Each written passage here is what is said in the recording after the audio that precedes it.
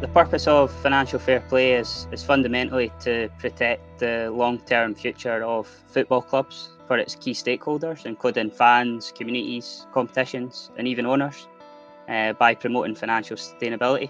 So essentially the way it works is a club's break-even result is essentially the difference between a club's income and expenses as defined by the regulations in each financial year, which are derived from the audited financial statements that a club submits to Companies House. And then a club will make certain adjustments for certain accounting purposes or for so-called good costs, which can be added back to arrive at that break-even result. So that might be for things like community expenditure, youth development expenditure, women's football, that sort of expense that is a good cost.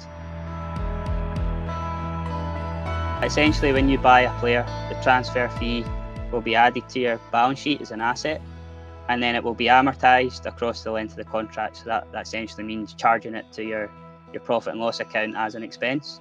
So for example, you buy a player for 10 million on a 5-year deal, then 10 million is immediately added to your balance sheet, and then the 2 million across the 5 years is then charged to your profit and loss account in respect to that player.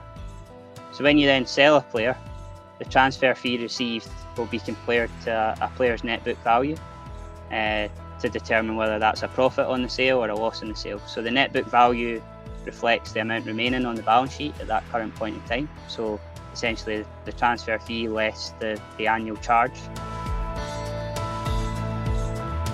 Yeah, I mean it is difficult for clubs like Fulham. I think the main challenge for that is that you have a varying environment, and what I mean by that is that one season you're in the Premier League and the next season you're in the Championship, and that fluctuation is very difficult for budgeting. So revenue and cost can fluctuate so significantly. So if we look at prior to promotion to the Premier League in the 2017-18 season, revenue was 37 million. But then in the following season in the Premier League in 2018-19, revenue was 137 million.